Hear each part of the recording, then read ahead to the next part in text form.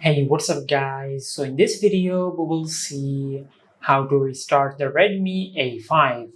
Now to do that, just open the settings app on your smartphone, then scroll down and tap on system.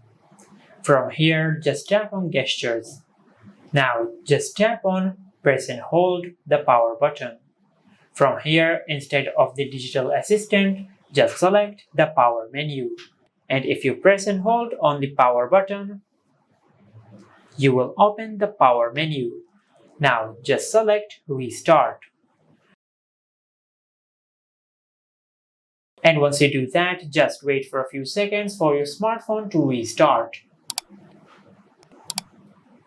Now as you can see, our smartphone has finished restarting.